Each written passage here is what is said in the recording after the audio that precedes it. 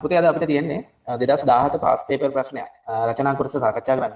වැඩි කතා නොකර අපි කෙලින්ම ප්‍රශ්න වලට යමු. ඒතකොට රචනා කොටසේ ප්‍රශ්න හතරක් තියෙනවා. ඒ ප්‍රශ්න හතරටම උත්තර ලියන්න නෑ ඒකේ. සෝරි හතරක් නෙමෙයි පහක් තියෙනවා. පහෙන් ලියන්න තියෙන ප්‍රශ්න තුනකට විතරයි අපිට උත්තර. එතකොට ඔයාලා තුනක් තෝරගෙන ලියන්න. හැබැයි දැන් අපි මෙතනදී 2017 පාස් පේපර් ප්‍රශ්නේ රචනා කොටසේ සියලුම ප්‍රශ්න ටික සාකච්ඡා කරනවා. ඒ නිසා ඔයාලත් මේක බලාගෙන ටටක් ගාලා ඔයාලා පේපරේ ලියලා මේක උත්තර හරියද බලන්න. මේක සාකච්ඡාව අනිවාර්යයෙන්ම ඉවර වෙනකම්ම බලන්න. මිනිසාගේ රුධිරය අඩංගු සංඝටක කිහිපයක් පහත දැක්වේ. රතුරු දුරාන සුදුරු දුරාන රුධිර පට්ටිකා ප්‍රෝටීන ග්ලූකෝස් කැල්සියම් ධනායන ඊට පස්සේ යූරියා කියලා කියනවා. ඔයාලා දන්නවා පුතේ රුධිරය ගැන කතා කරද්දී රුධිරය ප්‍රධාන වශයෙන් කොටස් දෙකකට අපිට බෙදන්න පුළුවන්. මොනවද? එකක් තමයි දේහාණු නැත්නම් ඔකට කියනවා රුධිර සෛල. ඊළඟට කියනවා රුධිර ප්ලාස්මය කියලා. දේහාණු වල කොටස් තුනක් තියෙනවා. පළවෙනි එක තමයි රතුරු දුරාණු. දෙවෙනි එක සුදුරු දුරාණු. ඊට පස්සේ රුධිර පට්ටිකා. රුධිර පට්ටිකා. ප්ලාස්මේ මොනවද තියෙන්නේ කියලා හෙව්වොත් කියන්න පුළුවන් ප්‍රධාන වශයෙන් තියෙනවා ජලය. ඔය ජලය තමයි දිය වෙලා තියෙන ගොඩක් දේවල්. මොනවද? ඊට අමතරව වායු වර්ග තියෙනවා. අයන වර්ග. ඊට අමතරව අර හෝමෝන ප්‍රතිදේහ. ඊට අමතරව නයිට්‍රජනීය බහිස්රාව්‍ය අපද්‍රව්‍ය, යූරියා, යුරික් අම්ලය. ඊට අමතරව ඔයාලා දන්නවා දැන් අපි කෑම වල තියෙන පෝෂක ද්‍රව්‍ය මොනවද? කාබෝහයිඩ්‍රේට් නම් මොනොසැකරයිඩ් තියෙන්න පුළුවන්. ඊට පස්සේ ප්‍රෝටීන් නම් ඇමයිනෝ අම්ල තියෙන්න පුළුවන්. ඊට පස්සේ ලිපිඩ වගේ කනවා නම් මේ ධම්ම සහ ග්ලිසරෝල් තියෙන්න පුළුවන්. අන්න ඒ වගේ පෝෂක ද්‍රව්‍යයක් තියෙන්න පුළුවන්. නම් ප්‍රශ්නේ ගොඩක් මේ වෙලාව තියෙනවා. යමු අපි මේක දන්නවා. මේ දන්න කතන්දරේනේ රුධිරයේ කොටස් දෙකයි කියන එක. ඒතකොට මේක රුධිරයේ කොටස් දෙකකට බෙදාගන්නේ කොහොමද කියලා දන්නවා. කොහොමද රුධිර කොටසක් අරන් ඕක අපි අර සෙන්ට්‍රිෆියුගේෂන් කියන මැෂින් එකට දාලා කේන්ද්‍ර අධිසරණයට ලක් කරනවා. එතකොට මේක ප්‍රධාන වශයෙන් කොටස් දෙකකට බෙදනවා. එකක 155ක් තියෙනවා. අනිත් එකේ 145ක් තියෙනවා. ඒතකොට මේ 155ක් තියෙන්නේ මොනවද කියලා අහුවොත් ප්ලාස්මේ. රුධිර ප්ලාස්මේ තමයි 155ක් තියෙන්නේ. 145ක් තියෙන්නේ මොනවද? රුධිර දේහාණු නැත්නම් රුධිර සෛල කියලා කියනවා. හරි. දැන් අපි යමු ප්‍රශ්න වලට. රුධිරයේ වැඩිපුරම අඩංගු රුධිර වර්ගය මොකද්ද? පුතේ රුධිරය ගැන කතා කරද්දී ප්‍රධාන වශයෙන්ම තියෙන්නේ මෙන්න මෙයා. කවුද මෙන්න මෙයා කියන්නේ? රතුරු දුරාණු. රතුරු දුරාණු තමයි වැඩිපුරම තියෙන්නේ. ඒතකොට සුදුරු දුරාණු කොච්චරක් තියෙනවද කියලා අහුවොත් රතුරු දුරාණු 600ක් ගත්තොත් සුදුරු දුරාණු තියෙන්නේ අර 600ට එකක් වගේ. ඒතකොට මේක දැනගෙන ඉන්න ඕනේ. රුධිරයේ වැඩිපුරම අඩංගු රුධිරාණු වර්ගය මොකක්ද කියලා අහුවොත් රුධිරයේ වැඩිපුරම අඩංගු ද්‍රව්‍ය මොකක්ද කියලා අහුවොත් කියන්න පුළුවන් ජලය. හරිද? එහෙම නැත්නම් රුධිරයේ අහලා තියෙන මෙතන රුධිරාණු. රුධිරාණු තියෙන මේ තුනයිනේ. රතුරු දුරාණු සුදුරු දුරාණු පට්ටිකා. රුධිරාණු වර්ගය. රුධිරාණු මොකක්ද කියලා අහුවොත් කෙලින්ම කියන්න තියෙන්නේ රුධිරාණු. ප්‍රශ්නේ හරි ලේසි. ඊළඟට අහනවා ඉහත සඳහන් සංඝටක අතරින් රුධිර ප්ලාස්මාවට අයත් සංඝටක දෙකක් ලියන්න. පුතේ මෙන්න මේ තුන තමයි දේහාණු වලට අයත් වෙන්නේ. මොනවද තුන? කවුද රතුරු දුරාණු සුදුරු දුරාණු රුධිර පට්ටිකා. ඊට පස්සේ ඉතුරු සේරම කාට අයිතිද? ප්ලාස්මේට අයිති. එහෙනම් මේ හතරෙන් ඔයාලා දෙකක් ලියුවා නම් උත්තරේ හරි. මම දෙකක් විදිහට මම ලියනවා. කැල්සියම් ධන 2 අයන. තව යූරියා කියන එක. බලන්න නිකම්ම ලකුණු ගන්න පුළුවන්. රුධිරයේ අඩංගු නයිට්‍රජනීය බහිස්රාවීය ද්‍රව්‍ය. නයිට්‍රජනීය බහිස්රාවීය ද්‍රව්‍ය. මේ මම ලියුවේ යූරියා, යුරික් අම්ලය, ක්‍රියේටිනින්. දැන් මෙතන තියෙන්නේ කවුද? යූරියා විතරයිනේ. එහෙනම් ඔයාලට ලියන්න පුළුවන් යූරියා. බහිස්රාවීය ද්‍රව්‍ය. අර සෛලවල පරිවෘත්තීය ක්‍රියාවලදී තෑදෙන සිරුරට අනවශ්‍ය ද්‍රව්‍ය වලට තමයි බහිස්රාවීය ද්‍රව්‍ය කියලා කියන්නේ. සෛලවල පරිවෘත්තීය ක්‍රියාවලදී සෑදෙන ශරීරයට අනවශ්‍ය ද්‍රව්‍ය. මොනවද පරිවෘත්තීය ක්‍රියා? ඔය සෛල ඇතුළේ වෙන සියලුම ක්‍රියා. උදාහරණයක්. ඇයි ඔය ශක්තිය නිපදවන්නේ සෛල ඇතුළේ මයිටොකොන්ඩ්‍රියා ඇතුළේ? එතකොට හැදෙනව නේද? මොනවද? ජල වාෂ්ප හැදෙනවා. ශක්තියට අමතරව ජල වාෂ්ප හැදෙනවා කාබන් ඩයොක්සයිඩ්. ඒතකොට ඒවත් බහිස්රාවීය ද්‍රව්‍ය වෙනවා. හැබැයි මේ බහිස්රාවීය ද්‍රව්‍ය දැන් එතන අහලා තියන්නේ නයිට්‍රජන් එක කියලා නේ. නයිට්‍රජන් අඩංගු. ඒතකොට කාබන් ඩයොක්සයිඩ් ජලය කියන ඒවා ගන්න බෑ. නයිට්‍රජන් අඩංගු නෑනේ. නයිට්‍රජන් අඩංගුවයි තමයි මම මේකේ යූරියා යුරික් අම්ලය ක්‍රියේටිනින් කියලා. හරි. ඒක හරි.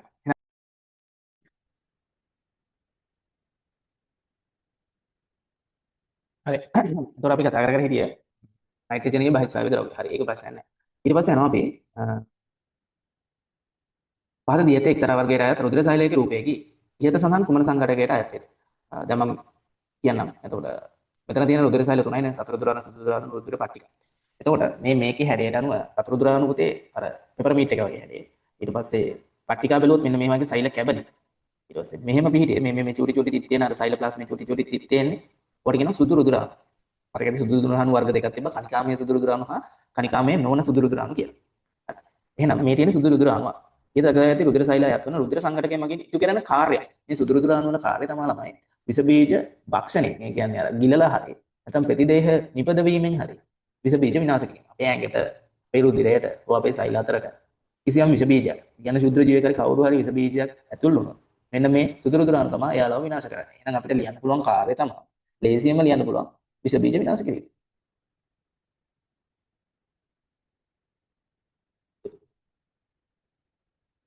ඊළඟ ප්‍රශ්නයට යනවා. මිනිසාගේ රුධිර සංසරණ පද්ධතිය ආශ්‍රිත රෝගාබාධයක් ලියන්න.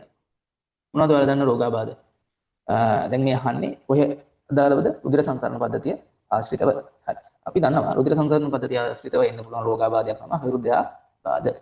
හෘදයාබාධ. ඒක අපිට කෙලින්ම ලියන්න පුළුවන්. තව ඒ වගේ මොනවද තියෙන හෘදයාබාධ වලට අමතරව? දන්නවා අධිරුධිර පීඩනය. high blood pressure. එහෙනම් ඒක ලියන්න පුළුවන්. අධිරුධිර පීඩනය. තව ඒ වගේ අවරුධිර පීඩනය. ඒ කියන්නේ මොකද්ද? low blood pressure. ඊට පස්සේ තව එන්න පුළුවන්. තව මතක ඇති ත්‍රොම්බොසිය කියලා අර ලේ කැටියක් කියලා වෙලා. ඔක හෘදේ නම් වෙන්නේ ඔකට කියනවා කිරීටක ත්‍රොම්බොසිය. දැන් ත්‍රොම්බොසිය. හරි. ප්‍රශ්නයක් නැහැ. ඒ ටික දන්නවා. එහෙනම් අපි යමු ඊළඟ ප්‍රශ්නෙට මොකක්ද යාලා අහන්නේ කියලා. ඩෙන්ගු රෝගයේ වැළඳුණු පුද්ගලයෙක්ගේ අතිශයින් අඩුවන්නේ කුමන සංගරකයේද? ඩෙන්ගු රෝගයේ හැදුණු කෙනෙක්ගේ අතිශයින්ම අඩුවන්නේ කුමන සංගරකයේද කියලා අහනවා. දන්නවා මොනවද අඩුවන සංගරකය? පට්ටිකා රුධිර පට්ටිකා තමයි යාගේ අඩුවන්නේ. ඔක අපි තියරි කොටස් සාකච්ඡා කරද්දී අපි ඔක කතා කරපුවම කොටසක්. හරි. එහෙනම් මේ ප්‍රශ්නේත් හරි. ඒකට අපි උත්තරේ ලියමු එහෙනම්. මොකක් කියලාද? රුධිර පට්ටිකා. ඩෙන්ගු හැදුණු කෙනෙක්ගේ අඩුවන්නේ මොකක්ද කියලා අහන්නේ. රුධිර පට්ටිකා. යමු අපි ඊළඟ ප්‍රශ්නෙට.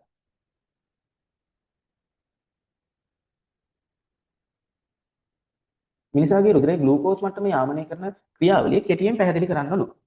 මිනිසාගේ ග්ලූකෝස් මට්ටම. හරි. කෙටියෙන් පැහැදිලි කරන්න කියලා කියන්නේ. හරි මම එහෙනම් කෙටියෙන් පැහැදිලි කරන්නම්. මේකට දැන් මෙතන ලියන්න බෑ. මම චූටි නෝට් එක ගන්නවා. නෝට් එකක් ගන්නවා. හරි. ඒකට පස්වෙනි ප්‍රශ්නේ.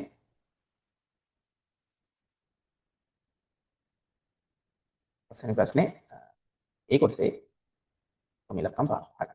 ඔයාලා දන්නවා දැන් රුධිරයේ ග්ලූකෝස් වැඩි වුණාම ඒ කියන්නේ ග්ලූකෝස් මට්ටම යාමනය කරන එකනේ අහන්නේ.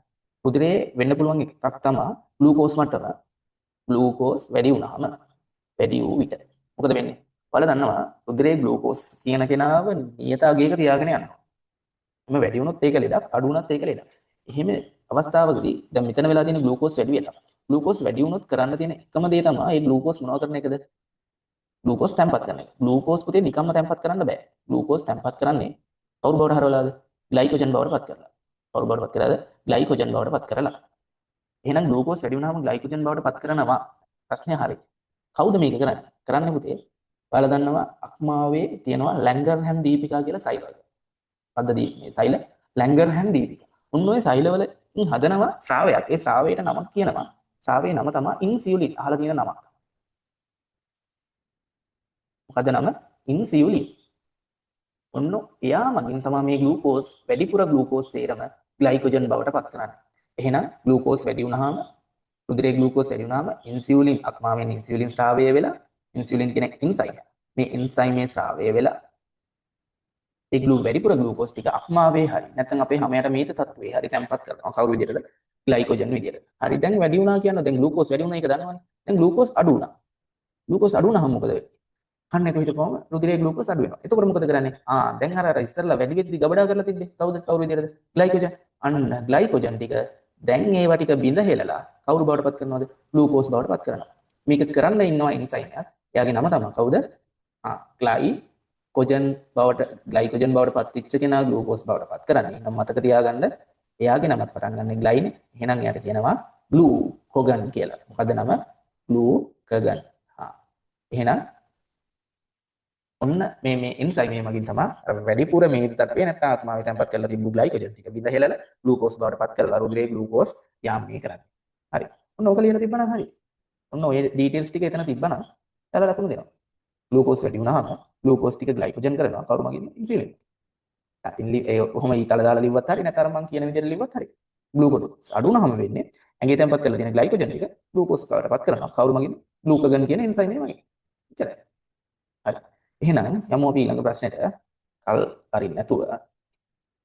හරි. ශාක කොටසක් නේද තියෙන්නේ? ශාක බද්ධ කිරීමේ ක්‍රමයක පියවර 5 රූපයේ දක්වා ඇත. හරි. ප්‍රශ්නයක් නැහැ. ඉහත සඳහන් බද්ධ කිරීමේ ක්‍රමය හඳුන්වන නම කුමක්ද කියලා අහනවා. ඔයාලා දන්නවද ශාක බද්ධ කිරීම කියන කොටසට ඔක අයිති වෙන්නේ 10 වසරේ පාඩම. මොකද 10 වසරේ පාඩම අපි කතා කරේ ප්‍රජනනය කියන එක. ඕක අයත් වෙන්නේ ශාකවල වර්ධක ප්‍රජනනයට. මොකේද අයත් වෙන්නේ? ශාකවල වර්ධක ප්‍රජනනය කියන කොටසට තමයි අයත් වෙන්නේ. එතකොට ඒකේ තිබ්බ බද්ධ කිරීම කියලා කොටස. ඒ බද්ධ කිරීම කියන කොටසේ ඔයාලට මතක ඇත්නම් ඒකේ තිබ්බ කොටස් දෙකක්. එකක් තමයි අංකුර බද්ධය, අනිත් එක රිකිල බද්ධය. මතකයිද දන්නේ? එකක් තිබ්බ අංකුර බද්ධය, අනිත් එක රිකිල බද්ධය. දැන් මේ වගේ එකකදී මේ බද්ධ කිරීමක් කියන්නේ ශාක දෙකක් එකට එකතු කරනවා. එකතු කරන ඉහලින් එකතු කරන. ඒ කියන්නේ අපිට හදා ගන්න ඕන එකතු කරන කෙනාට අපි නමක් දෙනවා අනුජය කියලා. ඊට පස්සේ ඒ කියන්නේ අපේ අනාගතයට ගන්න හදන ශාකය නම. ඊට පස්සේ අපි ගත්ත දැන් මේ අනුජයට ඒ කියන්නේ අර මේ ශාකයට බද්ධ කරන්නේ තවත් හොඳ ශාකයක මූල පද්ධතියක් සහිත කොටසක්. අන්න ඒ කොටසට කියනවා ග්‍රාහක කඳ නැත්නම් ග්‍රාහකය කියලා. අනුජය ග්‍රාහක කඳ කියලා තියෙනවා. ග්‍රාහකය නැත්නම් ග්‍රාහක කඳ කියලාම කියමුකෝ අපි. හරිම වචනේ.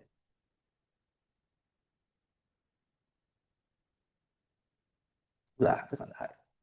දැන් මේකේ මම කිව්වා බද්ධ කිරීමේ ආකාර දෙකයි. මොනවද ආකාර දෙක? එකක් අංකුර බද්ධය, අනිත් එක රිකිලි බද්ධය. හරි. එතකොට දැන් මේ අංකුර බද්ධය කියන්නේ මොකද්ද? අංකුර බද්ධය කියන්නේ ඔයාලා දන්නා ශාකවල ඔය අර නටු ආශ්‍රය නැත්නම් අතු කියලා කියන අතු වල කොටස් වල එනවා චුටි චුටි අංකුර. ඔන්න ඔය අංකුරයක් මෙන්න මේ වගේ ග්‍රාහක කඳකට සම්බන්ධ කරන එකට තමයි කියන්නේ අපි අංකුර බද්ධය කියලා. ඔකට කැපුම් ආකාරයක් තිබ්බා. මම ඕනනම් ඇඳලා පෙන්නන්න. එක කැපුමක් තිබ්බා ටී කැපුම කියලා. මෙන්න මෙහෙම ශාක ග්‍රාහක කඳේ මෙහෙම කොටසක්.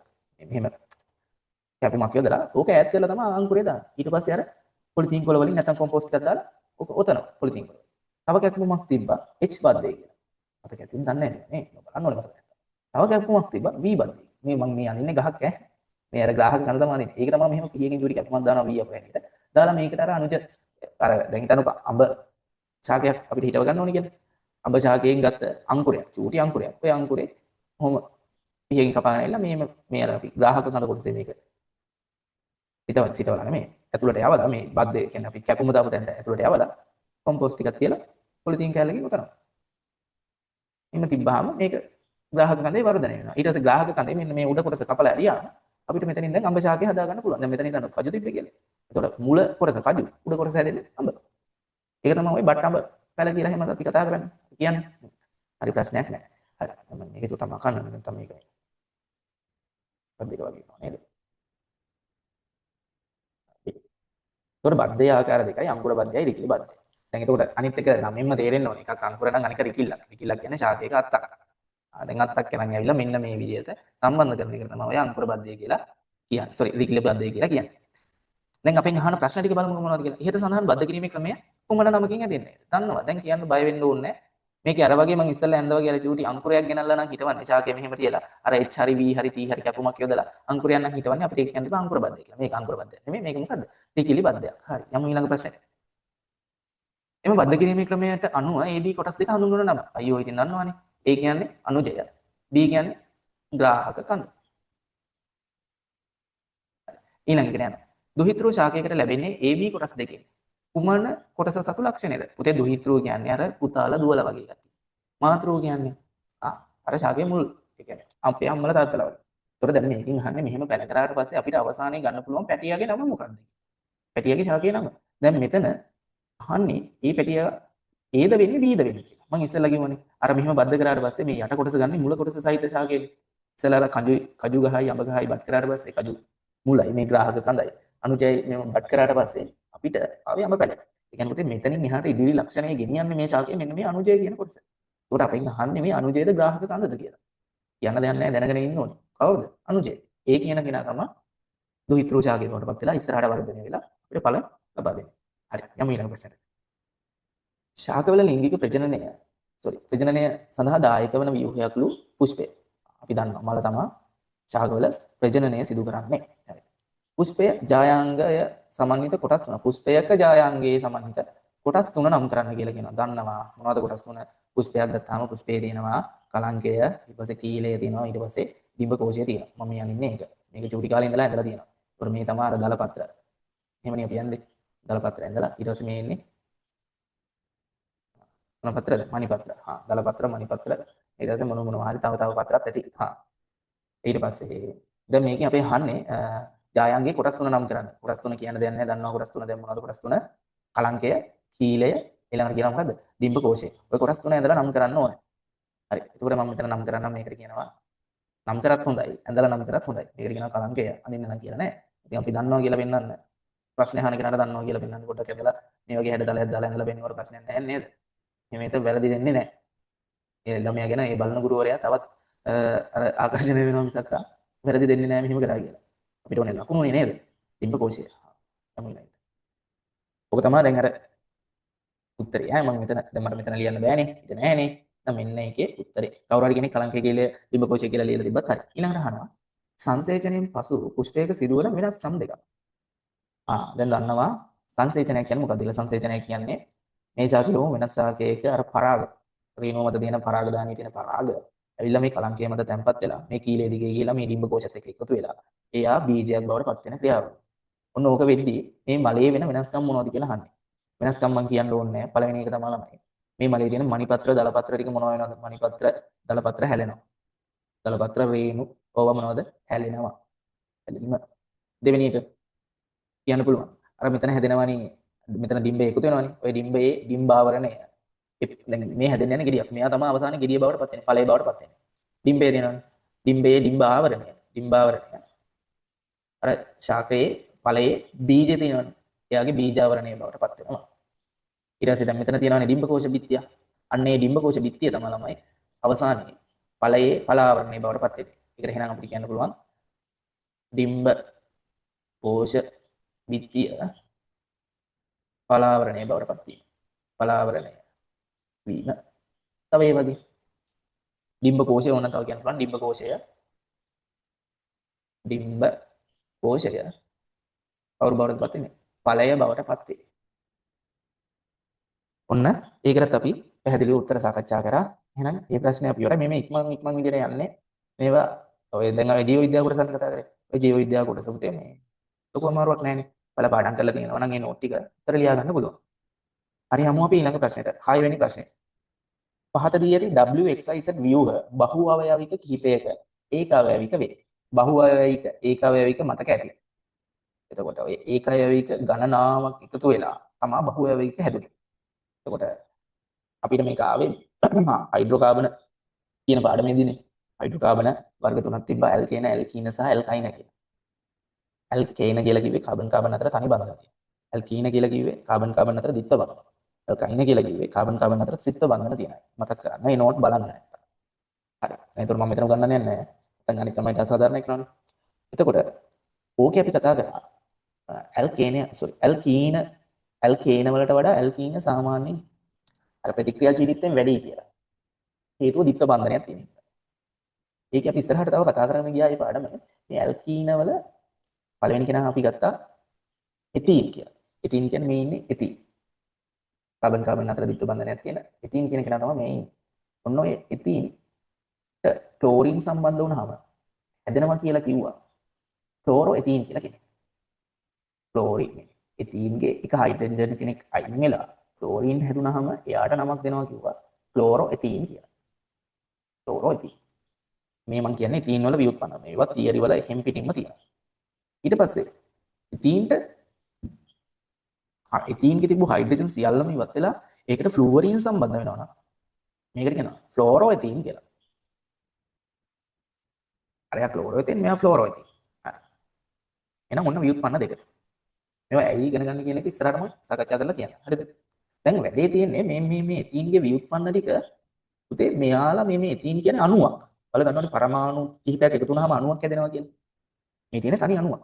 මේ වගේ අණු ගොඩක් එකතු වුණාට පස්සේ මම මේ එතීන් කියන අණුව රවුමට ඇන්දොත් මේ වගේ අණු ගොඩක් එකතු වුණාම තමයි අපි ඔය කියන්නේ බහු අවයවිකයක් කියලා. දැන් මේ ඉන්නේ තනි එතීන් කෙනෙක්. තනි එතීන් කෙනෙක්ට තවත් එතීන් කෙනෙක් එකතු වුණාම තවත් එතීන් කෙනෙක් එයාටත් එකතු වුණාම තවත් එතීන් කෙනෙක් එකතු වුණාම කොහොම එකතු වෙලා හැදෙනවා බහු අවයවිකයක් පොලිතීන් කියලා. එතීන්ට මේ වගේ අණු ගොඩක් එකතු වුණාට පස්සේ අපි කියනවා පොලිතීන් කියලා. එහෙනම් මෙයාගේ බහු අවයවිකය තමයි කවුද? බහු අවයවිකය පොලිතීන්. ඒකට ඒක අවයවිකය එතීන්. ඔච්චරයි. දැන් ඒකට මෙයාටත් එහෙම කියන්නම්කම. ෆ්ලෝරෝ එතීන්ට දැන් මේ ඉන්නේ එක ෆ්ලෝරෝ එතීන් කෙනෙක්. මෙයාට තවත් ෆ්ලෝරෝ එතීන්ලා ගොඩක් සෙට් වෙනවා. සෙට් වෙන්නේ කොහොමද කියලා මම කියන්නම් ඉස්සරහ. මෙහෙම සෙට් වෙනවා කියලා හිතන්න. එහෙනම් හැදෙනවා මෙන්න බහු අවයවිකය. මොකද බහු අවයවිකය නම? මෙයා පොලිතීන් නම් එතීන්ට ගොඩක් එකතු වුණාම පොලිතීන් නම්. මෙයාට පොලි ෆ්ලෝරෝ එතීන්. ඔන්න වැඩි. පොලි ෆ්ලෝරෝ එතීන්. එහෙනම් මෙයාට එහෙනම් කියන්න කොහොමද? පොලි ෆ්ලෝරෝ එතීන්. එතකොට මෙයාගේ ඒක අවයවිකය ෆ්ලෝරෝ එතීන්. හරි. එහෙනම් කොච්චරයි ඉතින් උතනින් කියන්න තියෙන්නේ. අපි යමු ප්‍රශ්න වලට. XYZ ඒකාවේක අතරේ එතීන් වල ව්‍යුත්පන්නයක් සඳහන් කරන්න. මෙන්න තියෙනවා එතීන් වල ව්‍යුත්පන්න තුන. මොනවද? පළවෙනි කෙනා ක්ලෝරෝඑතීන්, දෙවෙනි කෙනා ඉතීන්, ඊළඟ කෙනා ෆ්ලෝරෝඑතීන්. ඔය XYZ ව්‍යුත්පන්නයක් සඳහන් කරන්න ව්‍යුත්පන්නයක් එකයිනේ සඳහන් කරන්න කියලා කියන්නේ. ඔයාලා එකක් සඳහන් කරා නම් ඇති. ඔයාලා ඉතින් උත්තරේ විදිහට මොකද තියන්න ඕන? ඔයාලා එක්ක W තිබ්බත් හරි, Z තිබ්බත් හරි. උත්තරේට මොකක් හරි එකක් දාන්න. W හෝ Z.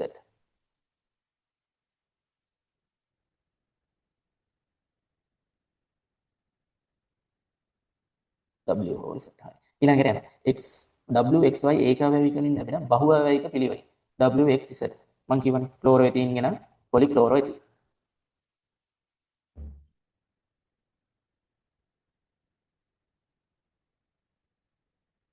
ඊට පස්සේ මෙතන ඉන්නේ එතීන් නම් පොලිතීන්.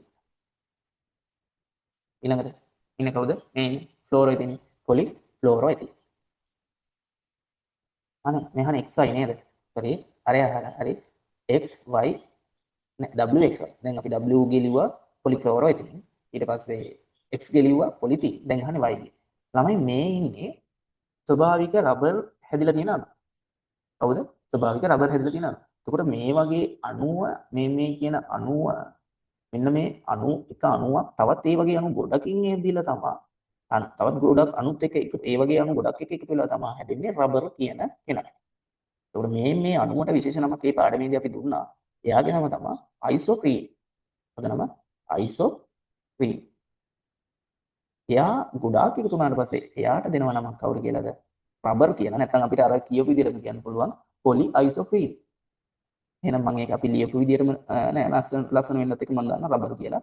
කවුරු හරි කෙනෙකුට ඕන නම් අර විදිහට ලියන්න පුළුවන් පොලි අයිසෝප්‍රීන්. හරි. ඔන්න ඒ ටිකත් අපි ලියවා. යමු ඊළඟ ප්‍රශ්නෙට. ඉහත දෙකේ ඔබ සඳහන් කළ බහුභාවික අතරින් ස්වභාවික බහුභාවික අයියෝ ස්වභාවික බහුභාවිකය මොකද්ද? රබර්. අර සේරම කෘත්‍රිමවනේ. ඔය එතීන් පොලිතීන් කියන එක දන්නවා. එතකොට පොලි ක්ලෝරෝඑතීන් කියන එකට PVC කියලා කියනවා. අහලා තියෙන PVC බට. හරි. යමු ඊළඟ ප්‍රශ්නට. B කොටස.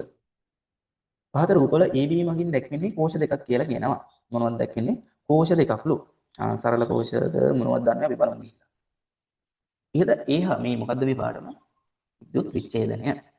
A හා B කෝෂ දෙකකින් විද්‍යුත් විච්ඡේදන කෝෂය කුමක්ද?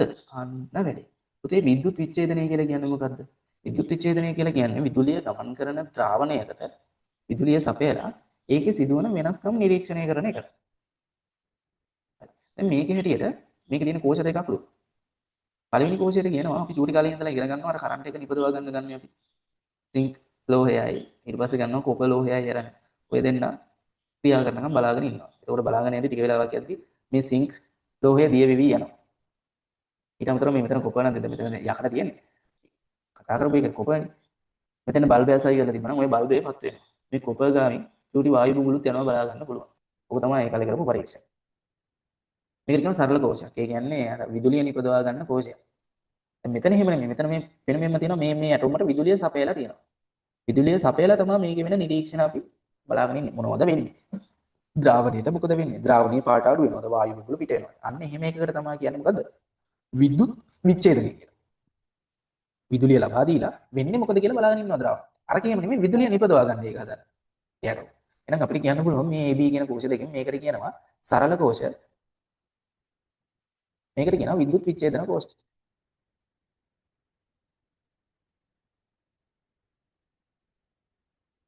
හරි. මේක විද්‍යුත් විච්ඡේදන කෝෂ. මේක සරල කෝෂ. හරි. අහලා තියෙනවා විද්‍යුත් විච්ඡේදන කෝෂය කොහොමද කියලා. එහෙනම් B තමයි විද්‍යුත් විච්ඡේදන කෝෂය. යමු අපි ඊළඟට ඒ කෝෂය තුළ ක්‍රියාත්මක වන අවස්ථාවේ ලැබෙන නිරීක්ෂණ. දැන් මෙන්න මේක ක්‍රියාත්මක වෙද්දී ලැබෙන නිරීක්ෂණ මොනවද කියලා අහනවා. මම මේ බල්බේ මකන් නමන්නේ නිකන් දැම්මේ. හරි. එහෙනම් ඕක ගැන කතා කරන්න ඉස්සරලා අපි දැනගෙන ඉන්න ඕන පොඩි සංසිද්ධියක් තියෙනවා. අපි දන්න ශ්‍රේණියක් තිබ්බා ශක්තිතා ශ්‍රේණිය කියලා. මම මේ පැත්තෙන් ලියන්නම්. ඔයාලත් බලන්න ඔයාලට මතකද කියලා. පැත්තෙන් නෙමෙයි මම මෙතන ලියන්නම්කෝ. ශක්තිතා ශ්‍රේණිය කොහොමද ආවේ? මම ලියනවා ඉතින්. යටින් ලියනකොට පැත්තට.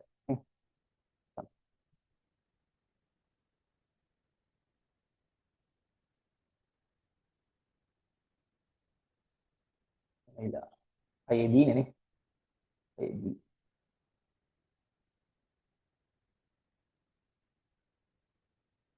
ඔයාලා කියන්න.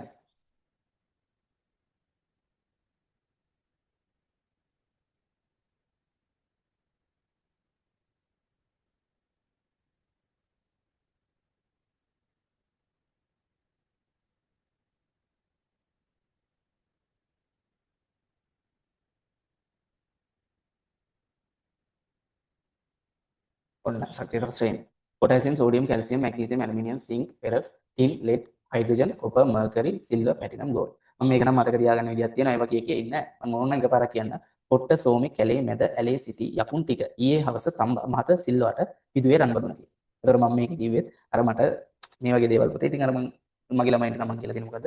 පාඩම් කරගන්න විදිහ චූටි කවියක් හරි මොකක් හරි හදාගත්තා. පාඩම් කරගත්තා. දැන් ඒක මම මගේ ළමයින්ට උගන්වලා තියෙනවා. මේ වෙලාවේ උගන්වන්නේ නැහැ. ඒතකොට ඔන්න ශක්තියතා ශ්‍රේණිය. දැන් මේක බලන්න අතන තිබ්බේ සිංක් කියන ලෝහයයි. අනිත් කෙනා ෆෙරස් කියන ලෝහයයි. කවුද සක්‍රියතාවයෙන් වැඩි? සිංක් කියන කෙනා. එහෙනම් අපි යමු ප්‍රශ්න. ප්‍රශ්නේ තමයි දැන් මේ සිංක් ලෝහය දාලා තියෙනවා. යකඩ ලෝහය දාලා තියෙනවා. තනක සල්ෆියුරික් අම්ලය දාලා තියෙනවා. ඔයාලා දන්නවා දැන් කොහොමද දාලා තියෙන්නේ? ඉස්සරලාම දැන් අපි මේකේ නම් හැටියට කොපර්නේ දන්නේ. අපි සරල කෝෂය දාලා තියෙන කොපර් කියන. සක්‍රියතාවයෙන් වැඩි කොපර්ට වඩා සිංක්. ඒ වගේම මෙතනත් යකඩ වලට වඩා සක්‍රියතාවයෙන් වැඩි කවුද? සිංක් කියන ලෝහය. එහෙනම් මේකේ වෙන්නේ පළවෙනි නිරීක්ෂණය තමයි මේ සිංක් තහඩුව එන්න අර සල්ෆියුරික් අම්ලයේ හින්දා සිංක් තහඩුව මොනවා වෙනවද? දිය වෙන්න ගන්නවා. එහෙනම් අපිට කියන්න පුළුවන් සිංක් තහඩුව දිය වීම. තව ඒ වගේ නිරීක්ෂණයක්. දැන් සිංක් තහඩුව දිය වෙද්දි මේකේ තියෙන ඉලෙක්ට්‍රෝන මෙන්න මේ වයර් එක දිගේ. දැන් මෙතන සිංක් තහඩුව දිය වෙන්න ඔයාලා දන්නවා. සිංක් දිය වෙද්දි මොකද වෙන්නේ? සිංක් අයන බවට පත් වෙනවා. සිංක් ධන දෙක අයන බවට පත් වෙනවා. ඉලෙක්ට්‍රෝන දෙකක් පිට කරනවා.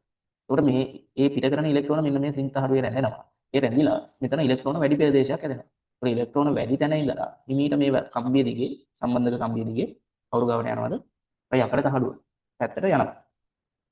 එතකොට දැන් යකට තහඩුව පැත්තට යන ඉලෙක්ට්‍රෝන ටික ගන්න බලන්න. ඉලෙක්ට්‍රෝන කියන්නේ ඍණයිනේ. ඍණ කෙනෙක්නේ.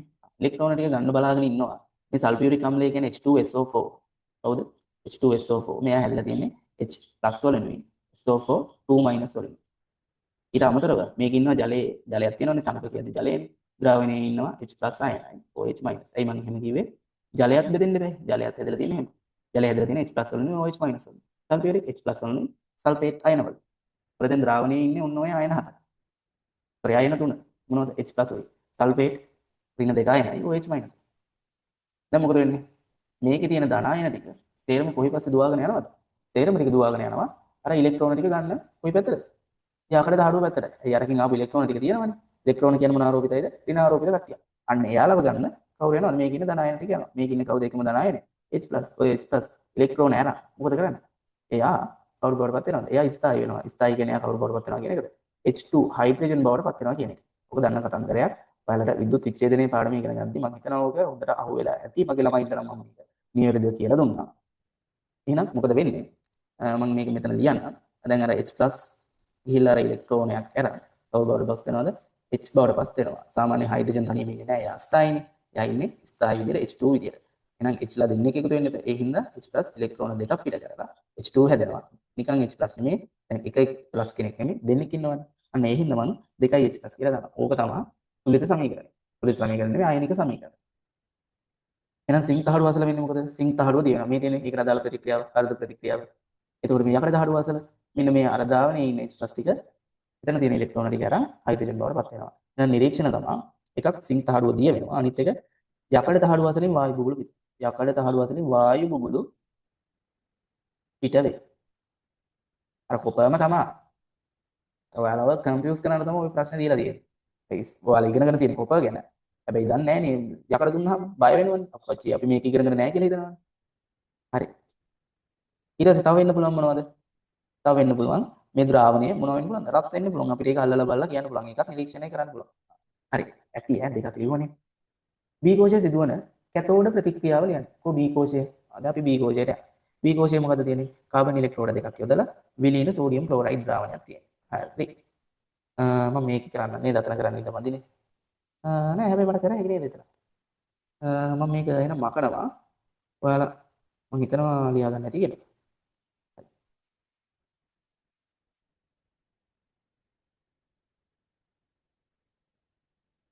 යමුකෝ අපි B කෝෂයට. B කෝෂයට ආව B කෝෂයේ මොකද දාන්නේ? කැතෝඩ ප්‍රතික්‍රියාව. හරි. ඇනෝඩ කැතෝඩ අපි ඉස්සලාම මොනගෙන ඉන්න බෑ. හරි. මේකේ ඇනෝද කැතෝද හොයන්නේ කොහොමද කියලා කියන්නේ. ඉස්සරලා මම මේකේ තියෙන ද්‍රාවණයේ තියෙන අයන ටික කියලා ඉන්න. මොනවද තියෙන ද්‍රාවණයේ අයන? විලීන සෝඩියම් ක්ලෝරයිඩ් නේ. එහෙනම් සෝඩියම් විතරයි තියෙන්නේ. Sodium chloride. ඒතකොට සෝඩියම් ක්ලෝරයිඩ් හැදලා තියෙන්නේ සෝඩියම් ධන අයන වලින්, ක්ලෝරින් ඍණ අයන වලින්. පුතේ ඇනෝඩය කියලා අපි හැම වෙලේම කතා කරන්නේ ඔක්සිකරණය වෙන ඉලෙක්ට්‍රෝනය. මේකට දාලා තියෙන මේ කූරු දෙකට තමයි ඔය ඉලෙක්ට්‍රෝඩ කියලා කියන්නේ. ඔක්සිකරණය. මොකද ඔක්සිකරණයක් කියලා කියන්නේ? ඔක්සිකරණයක් කියන්නේ පුතේ ඉලෙක්ට්‍රෝන පිටවීම. තව වචනයක් තියෙනවා. ඔක්සිහරණය. මොකද ඔක්සිහරණය කියන්නේ? ඉලෙක්ට්‍රෝන ලබා ගැනීම. කවුරු හරි පරමාණුවක් ඉලෙක්ට්‍රෝන ලබා ගන්නවා නම් ඒකට ඔක්සිහරණයක්. කවුරු හරි පරමාණුවක් ඉලෙක්ට්‍රෝන පිට කරනවා නම් ඕකට අපි කියනවා ඔක්සිකරණයක් කියලා. දැන් මෙතන හැටියට මේකේ තියෙන සෝඩියම් ධනයෙන් දැන් මේකේ තියෙනවා නේ බාහිරින් ධන සහ ඍණ කියලා විභවයක් සම්බන්ධ කරලා තියෙනවා. ඒ කියන්නේ පියලි කෝෂයක් සම්බන්ධ කරලා තියෙනවා. දැන් මේකේ ධනාග්‍රයෙන් එනවා මේ පැත්තට ධනයි. මේකේ ඍණාග්‍රයෙන් මෙතෙන් එනවා මොනවද? ඍණායන. මේ පැත්තට ධන. දැන් මට කියන්නකෝ මේ ධන ගාවට මේ දෙන්නගෙන් ඇදලා ඉන්නේ ද්‍රාවණයේ තියෙන දෙන්නගෙන් ඇදලා ඉන්නේ කවුද? ක්ලෝරින්නේ. කියන්න දෙයක් නැහැ ධනට ඇදලා ඉන්නේ ඍණ. මෙතෙන් ඇදලා ඉන්නේ කවුද? සෝඩියම් ඔන්න ධන. දැන් මොකද වෙන්නේ? මෙතෙන්ට ආපු ක්ලෝරින්ගේ මොනවා වැඩිද? ඉලෙක්ට්‍රෝන වැඩි. ඒ හින්දා තමයි එයා ඍණායනයක්. ක්ලෝරින්ගේ ඉලෙක්ට්‍රෝන වැඩි. ක්ලෝරින් කරන්නේ මොකද්ද? එයාගේ තියෙන ඉලෙක්ට්‍රෝනයක් පිට කරලා ඔන්න ඉලෙක්ට්‍රෝනයක් පිට කරලා කවුරු හදනවද? ක්ලෝරින් හදනවා. ඔන්න එයා ක්ලෝරින් හදාගත්තා. හරි. දැන් මේක මෙහෙම තියෙනවද ක්ලෝරින් නිකන් මෙහෙම ඉන්නවද? ක්ලෝරින් කියන්නේ අස්ථායි. ඔයාලා දන්නවා අර එයාගේ ඉලෙක්ට්‍රෝන අෂ්ටකය පිළිලා නැහැ. ඒතකොට එයා සාමාන්‍ය ස්ථායි වෙන්නේ කවුරු විදියටද? Cl2 වායු විදියට. ඒ කියන්නේ ක්ලෝරින් දෙන්නෙක් විදියට. එහෙනම් එක්කෙනකින් මෙහෙම නම් වෙන්නේ දෙන්නෙක්ගෙන් එක්කෙනකින් ඉලෙක්ට්‍රෝන එකයි නම් දෙන්නෙක්ගෙන් කීයක් එනවද? දෙකක්. එක්කෙනකින් ක්ලෝරින් අයන එකයි නම් ගියේ Cl2 වෙන්න දෙන්නෙක්ගෙන් ක්ලෝරින් අයන ගිහලා Cl හැදිලා ඒ දෙන්න එකතු වෙලා තමයි Cl2 හැදෙන්නේ. එහෙනම් දන්නවා මෙතනදී උනේ ඉලෙක්ට්‍රෝන මොනවා වීමක්ද? පිට කිරීමක්. එහෙනම් මේක කියනවා ඔක්සිකරණයක්. ඔය ඉලෙක්ට්‍රෝන පිට කිරීමක්. එහෙනම් මේක කියනවා ඔක්සිකරණයක්. ඔය ඔක්සිකරණය වෙන කෙනාට තමයි කවුරු කියලාද කියන්නේ? ඇනෝඩය කියලා කියන්නේ. දැන් මෙතෙන් යනවා. මෙතෙන් එන්නේ කවුද? සෝඩියම් ධනායන. සෝඩියම් ධනායන මොකද කරන්නේ? හිමීට දැන් මේ ඍණාග්‍රී කියන පුතේ වල දන්නවා ඉලෙක්ට්‍රෝන වැඩි. අග්‍රේනේ. හිමීට ඉලෙක්ට්‍රෝනයක් කරන් කවුරු බවටපත් වෙනවද? අන්න සෝඩියම් බවටපත් වෙනවා. ඉලෙක්ට්‍රෝනයක් කරන් එයා සෝඩියම් පරමාණු බවටපත් වෙනවා. සෝඩියම් පරමාණුව කියන්නේ වායුවක් නෙමෙයිනේ. එයා ඝනය. අන්න සෝඩියම් දැන් මේ ඉලෙක්ට්‍රෝඩේ වලට මොනවා වෙන්න ගන්නවා? තැම්පත් වෙන්න ගන්නවා. ප්‍රශ්නේ ඉවරයි. එහෙනම් මෙතනදී උනේ මොකද? මෙන්න ඉලෙක්ට්‍රෝන ලබා ගැනීම. පුතේ මං කිව්වා ඉලෙක්ට්‍රෝන පිට කරනවට ඔක්සිකරණය. එහෙනම් ඉලෙක්ට්‍රෝන ලබා ගැනීම ඔක්සිහරණය. එහෙනම් ඔක්සිහරණය වෙන්නේ මොන කවුරු ගාවද? ඔක්සිහරණයක් වෙන්නේ ඇනෝඩයද කැතෝඩයද? කැතෝඩය. එහෙනම් මෙයා ඇනෝඩය. ධනාග්‍රය ඇනෝඩය ඍණාග්‍රය කැතෝඩය. කොච්චරයි. බලන්න මම මතකෙන්ද කිව්වේ. නෑ මං හිතලා කිව්වේ මෙතනදී. නැත්නම් කියනවා නම් මම මේ නෝට් එකවත් මම බලලා නෙමෙයි ආවේ මේ ප්‍රශ්න සාකච්ඡා කරන්න ඉන්නේ මම බලලවත් නෙමෙයි ආවේ මම. ඔයාලා දන්නවනේ මගේ ඩියුටිය මොකද කියලා මම කරන ජොබ් එක. මම හොස්පිටල් එකේ වැඩ කරන්නේ මම රේඩියෝග්‍රාෆර් කෙනෙක් නේ. ඒකෝර මම රේඩියෝග්‍රාෆර් කෙනෙක් කියන පුතේ දන්නේ තේරෙනවා කියලා දෙන්නවා. රේඩියෝග්‍රාෆර් කෙනෙක් කියන්නේ හොස්පිටල් එකක තියෙන සියලුම ස්කෑන් පරීක්ෂණ කරන කෙනෙක්. ඒකෝර මම ඒ සම්බන්ධව තමයි ඉන්නේ. ඒකෝර මම ඒක කරලා වෘතිය කරලා හතර රෝග කරලා තමයි මම මෙතන ආවේ. ඒකෝර මම මේක බලවත් නෙමෙයි ආවේ. හැබැයි මම මෙතන දැන් කරේ මතකෙ නෙමෙයි. ඒකෝර ඔයාලත් ඒ විදිහට මතකෙන් ගන්න පුළුවන් වෙනවද මතකෙ. මතකෙ නෙමෙයි හිතලා ගත්තා. හිතලා තමයි ඔය කොටස් කරුණු ටික ගත්තේ. ඔයාලත් ඒ විදිහට හදාගන්න. හිතලා ගන්න හැමෝම. මම කියලා දෙන්නේ හිතලා ගන්න පුළුවන් බව. හරි. අපෙන් අහන්නේ ඒකෝෂයේ ක්‍රියාත්මක වන අවස්ථාවේදී ලැබෙන නිරීක්ෂණ. ඒකෝෂය කියන්නේ කෝ ඒ ආයක අපි ලියුවනේ. B කෝෂය. B කෝෂයේ කැතෝඩ ප්‍රතික්‍රියාව. කැතෝඩේ තමයි මේ මේ තියෙන කාබන් ඉලෙක්ට්‍රෝඩේ ඍණාග්‍රය සම්බන්ධ කෙනා. කැතෝඩේ දැන් හොයාගත්තනේ. එහෙනම් ඒක තමයි සෝඩියම් ධනායන ඉලෙක්ට්‍රෝනයක් ලබාගෙන සෝඩියම් ඝනය බවට පත් වෙනවා. මෙයා ඉන්නේ ලික්විඩ් එකක් විදියට. ධනායනයක් කියන්නේ ද්‍රාවණේ.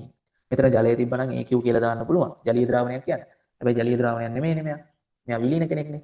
ඒ හින්දා තමයි මම ලික්විඩ් කියලා යටින් අර එයාගේ භෞතික තත්ත්වය දැනගන්නේ. ඕක තමයි ප්‍රතික්‍රියාව. ඕක ලියලා තිබ්බනම් උත්තරේ හරි. ලකුණු දෙකක් හම්බුනා. කෝෂ දෙකෙහිම ඔක්සිකරණ ප්‍රතික්‍රියා සිදුවන ඉලෙක්ට්‍රෝනය පොදුවේ හඳුන්වන නම අන්න. ඔක්සිකරණය වෙන කෙනාට මම නමක් කිව්ව කවුරු කියලාද? ඇනෝඩය. එහෙනම් පුතේ මෙතන කවුද? ඇනෝඩය. ඇනෝඩය කියන්නේ ඉලෙක්ට්‍රෝන පිට කරන කෙනා. මේ තියෙන්නේ සිංක් ඉලෙක්ට්‍රෝන දෙකක් පිට කරලා සිංක් ධන දෙක ආයනය හදා. එහෙනම් මෙන්න මෙයා තමයි ඇනෝඩය. සිංක් කියන කෙනා තමයි. ඔච්චරයි. සරල කෝෂයත් ඉවරයි. විද්‍යුත් විච්ඡේදන කෝෂයත් ඉවරයි.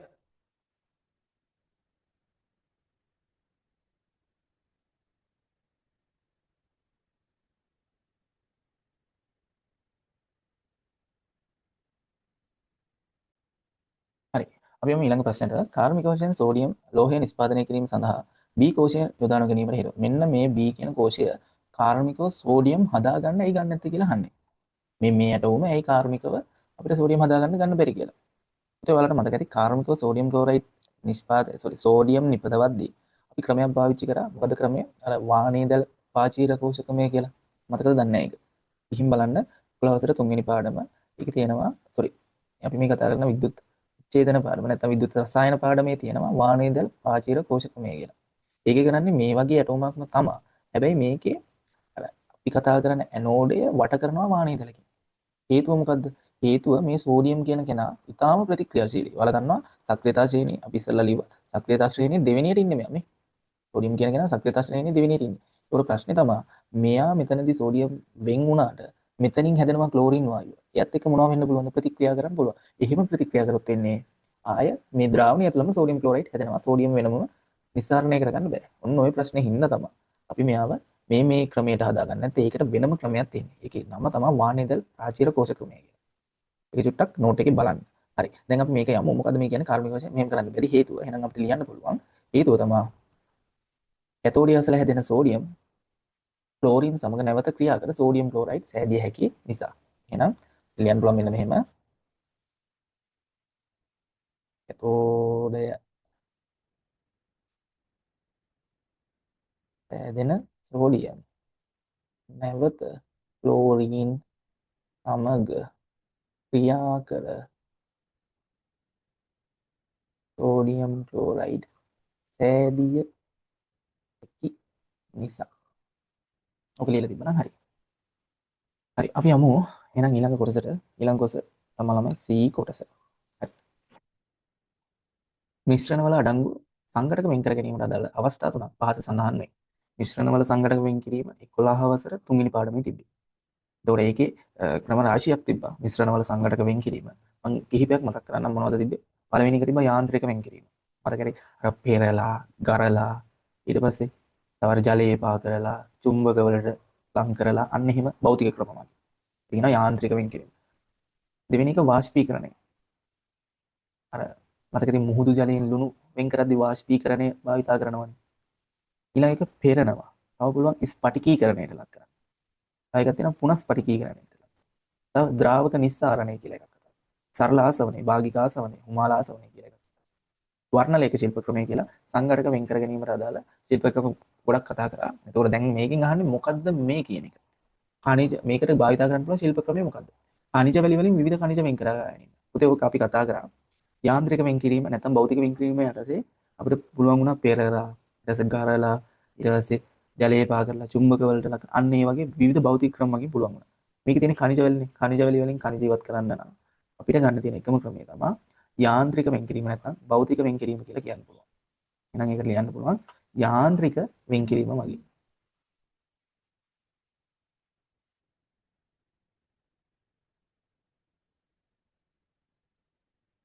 ඊළඟ එක බොරතෙල් පිරිපහදු මගින් පෙට්‍රෝලියම් ඉන්ධන වෙන් කර ගැනීම. කතා කරන්න දෙයක් නැහැ. ආසවනයේ ආකාර තුනක් තිබ්බනේ. සරල ආසවනය, උමාල ආසවනය, භාගික ආසවනය.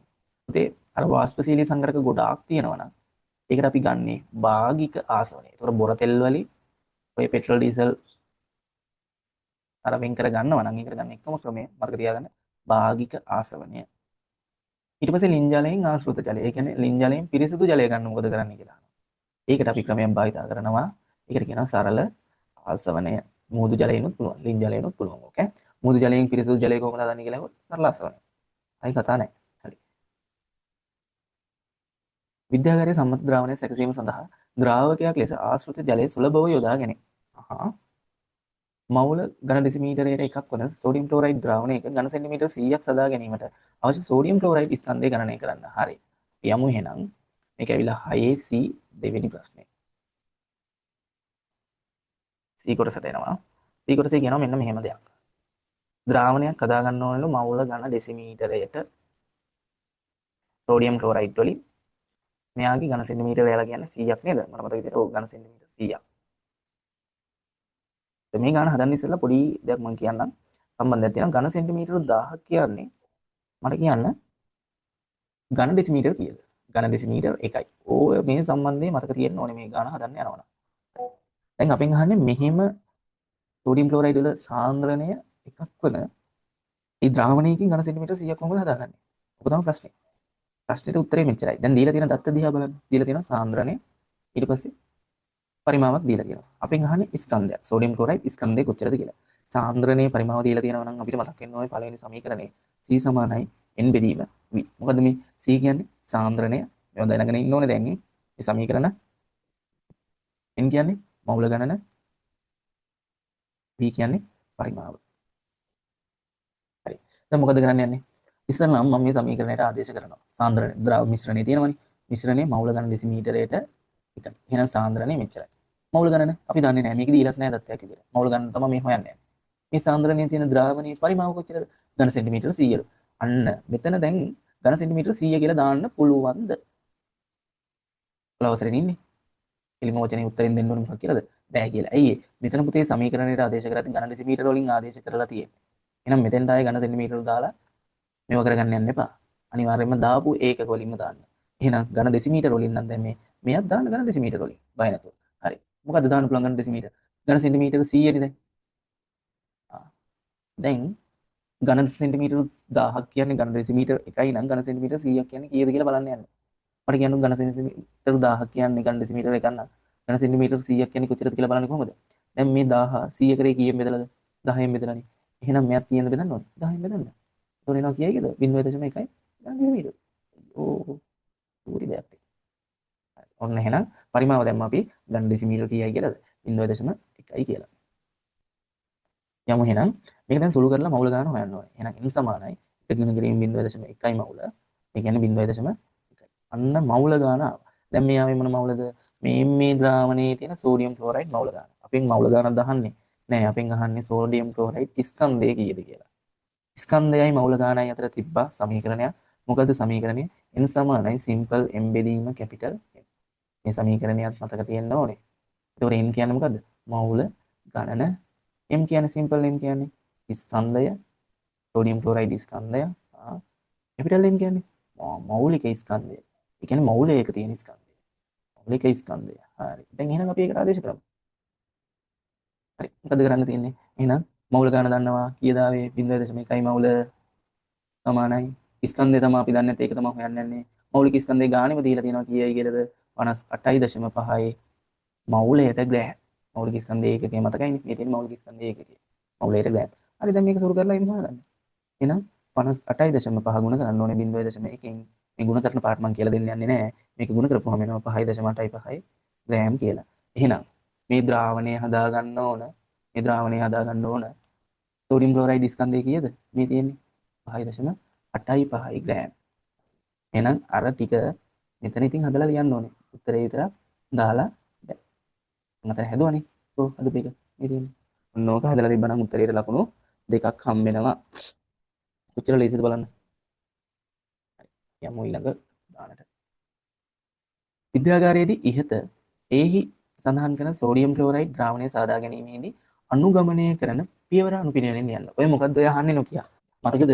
ප්‍රමාණික ද්‍රාවණ හදද්දී අපි ක්‍රමයක් භාවිත කරා. මොකද්ද ක්‍රමය? අන්න ඒ ක්‍රමය තමයි ලියන්න ඕනේ. මොකද්ද ක්‍රමය? ඉස්සරලාම හදා ගන්න ඕන ද්‍රාවණේ ගන්න ඕන ස්කන්ධය අපි හොයා ගන්න ඕනේ. ඒක දැන් කරානේ ඉස්සෙල්ලා. එහෙනම් ස්කන්ධය හොයාගත්තනේ. දැන් කරන්න ඕනේ මොකද්ද? සෝඩියම් ක්ලෝරයිඩ් කොච්චරද ගන්න ඕනේ? 5.85ක් ග්‍රෑම්. මොකක් මගින්ද කියාගන්නේ? ඒ දඩු තුලාවක් ගන්න පුළුවන්, අර ඉලෙක්ට්‍රොනික තුලාවක් ගන්න පුළුවන්. මොකක් හරි තුලාවක් කියලා මම දඬු කියලා ලියන්න. තුලාවක් ගෙන නිවැරදිව කියා ගැනීම. ඔක තමයි පළවෙනියටම කරන්න ඕනේ. ඊට පස්සේ මොකද කරන්නේ? ඊට පස්සේ ගන්න ඕනේ දැන් මේකේ හදන්න ඕනේ ද්‍රාවණය කොච්චරද? ද්‍රාවණය ඝන සෙන්ටිමීටර 100යි මේ. එහෙනම් අපි ගන්න ඕනේ ඝන සෙන්ටිමීටර 100ක පරිමාණික ප්ලාස්කුවක්. ඒක අරන් මෙන්න මේ ලුණු කුඩු ටික දාන්න ඕනේ ඒකට. එහෙනම් අපි ලියන්න පුළුවන් ඉරාගත් සෝඩියම් ක්ලෝරයිඩ් සම්පූර්ණයෙන්ම ඝන සෙන්ටිමීටර 100ක පරිමාණික ප්ලාස්කුවකට දැමීම. පුතේ දැන් මෙතන ඉස්සරලා ගානේ ඝන සෙන්ටිමීටර 100 තිබ්බු හින්දා තමයි ප්ලාස්කුව ඝන සෙන්ටිමීටර 100 එකක් ගන්න. ඝන සෙන්ටිමීටර 200ක එකක් දීලා තිබ්බොත් වල 200 එකක් ගන්න ඕනේ. 500 එකක් දීලා තිබ්බොත් 500 එකක් ගන්න ඕනේ. දැන් මොකද කරන්නේ? ලුණු කුඩු ටික දැම්මා. ඊට පස්සේ කරන්න තියෙන්නේ ෆ්ලාස්කුවෙන් අඩක් පිරෙනකම්. පිරෙන තුරු ආශ්‍රිත ජලය නිකන් ජලය නෙමෙයි. අර පිරිසිදු ජලයට අපි කියනවනේ. ආශ්‍රිත ජලය පුරවා මිශ්‍රණය හොඳින් දිය කිරීම. ඒ කියන්නේ මිශ්‍ර කරනවා කියන එක. දැන් මොකද කරන්නේ? ඊළඟට ආය ඝන සෙන්ටිමීටර් 100 වන තෙක් ජලය එකතු කර ද්‍රාවණය හොඳින් මිශ්‍ර කර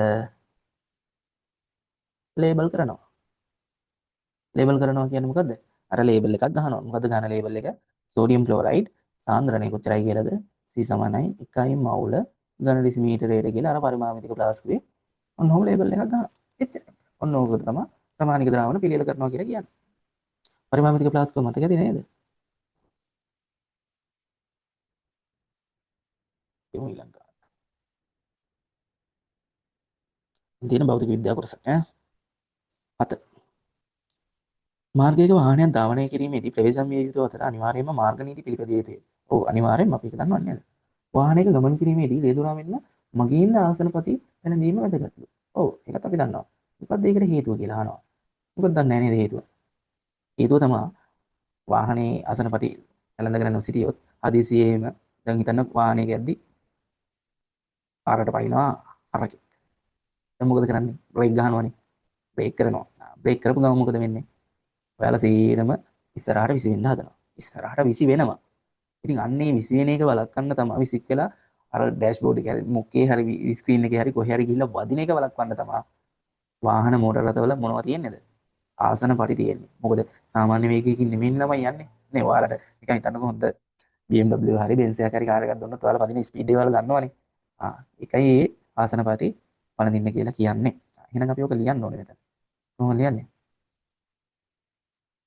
මෙහෙම ලියමු.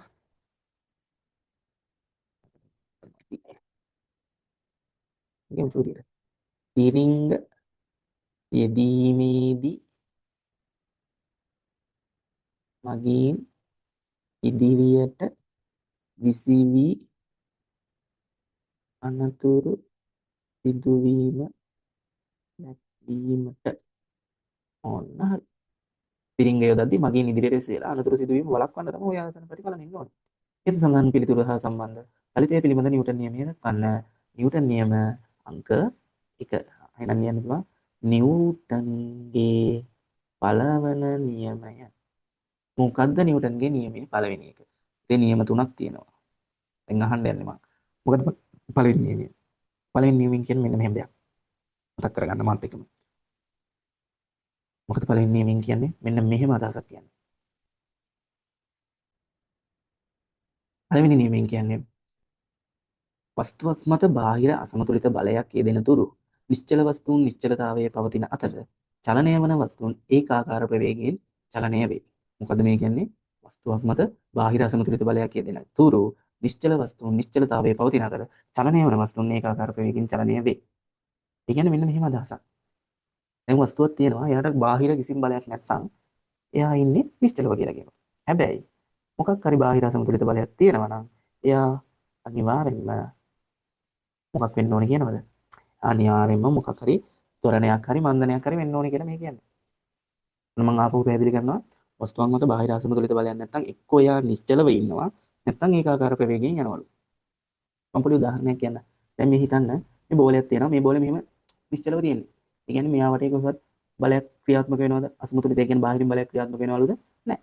බාහිරින් අසමතුලිත බලයක් ක්‍රියාත්මක වෙන්නේ නැහැ.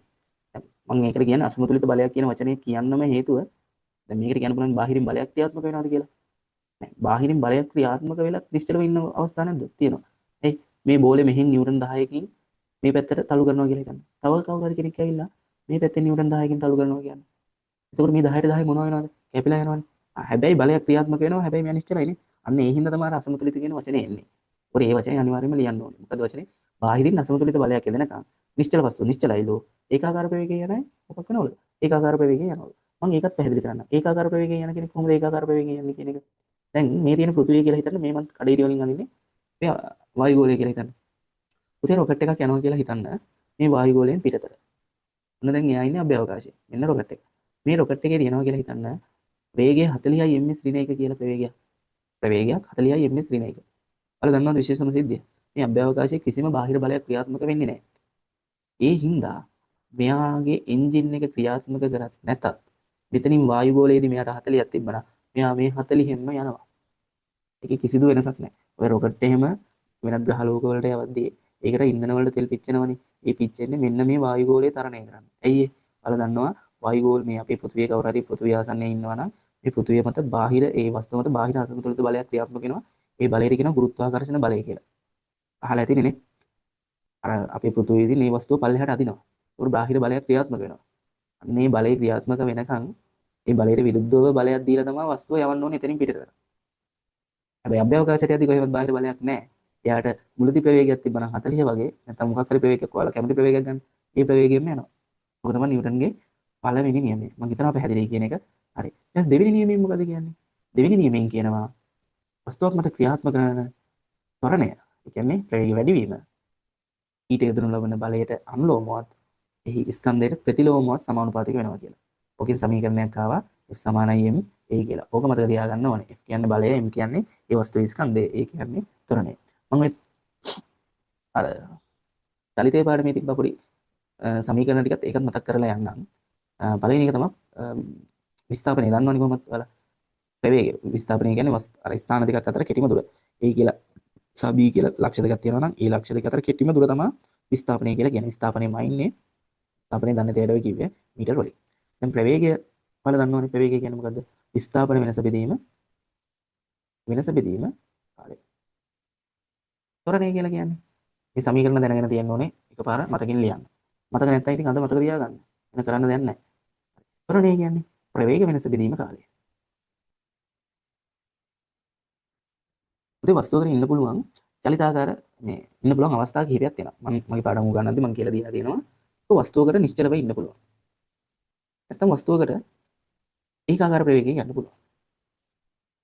දැන් දන්නවනේ නිශ්චල අවස්ථාවක් දන්නවා. ඒකාකාර ප්‍රවේගයක් දන්නවා. ඒ කියන්නේ වේගය වෙනස් වෙන්නේ නැහැ. එකම වේගයෙන් යනවා. 40 නම් 40ම තමයි. ඊළඟ එක වෙනස් වෙන ප්‍රවේගය. දැන් ඔන්න අපි දන්නවා වස්තුවකට ඉන්න පුළුවන් අවස්ථා තුනක් තියෙනවා. එක්ක නිශ්චලයි නැත්නම් ඒකාකාර ප්‍රවේගය නැත්නම් වෙනස් වෙන ප්‍රවේගය. ඔන්න ඔය වෙනස් වෙන ප්‍රවේගයේ තියෙනවා සිද්ධීන් දෙකක්. එකක් තමයි ප්‍රවේගය වැඩි වෙනවා කියනකො වස්තුවක. පළවෙනි තප්පරේදී 10යි ඊළඟ තප්පරේදී 20යි. ඔන්න ඔහොම අර ඔයාලා බයික් එකක යනවා නම් ඇක්සලරේට් කරනවා කියලා කියන්නේ. ඇක්සලරේටර් යාල්ලනවා කියලා කියන්නේ. අන්න ප්‍රවේගය වැඩි වෙනවා කියන්නේ. ඔන්න ඕකට විශේෂ නමක් කියනවා මොකක් කියලාද? ත්වරණය කියලා. හිතන්න ඔයාලා එහෙම වේගකින් ගිහිල්ලා බ්‍රේක් ගන්නවා කියලා. ඕකට කියනවා මන්දනය කියලා. ඒ කියන්නේ ප්‍රවේගය මොනවා වීමද? ප්‍රවේගය අඩුවීම. ප්‍රවේගය වැඩිවීමට කියනවා ත්වරණය. ප්‍රවේගය අඩුවීමට කියනවා මොකක් කියලාද? මන්දනය කියලා. ත්වරණය කියන එක දන්නවා. ත්වරණය කියන්නේ ප්‍රවේග වැඩිවීම. ත්වරණයේ ඒකක මොනවද? ඒකකත් බලමුකෝ එහෙනම්. ත්වරණයේ ඒකක ms ඍණ 2. ප්‍රවේගයේ ඒකක ms ඍණ 1. ඔය ඉතින් දැනගෙන තියෙන්න ඕනේ. මම ඔය නිකන් මතක් කරේ. මතකද කියලා බලන්න. හරි. අපි මේවා ටික මම කළා. යමු පාරමට. ප්‍රශ්නෙට.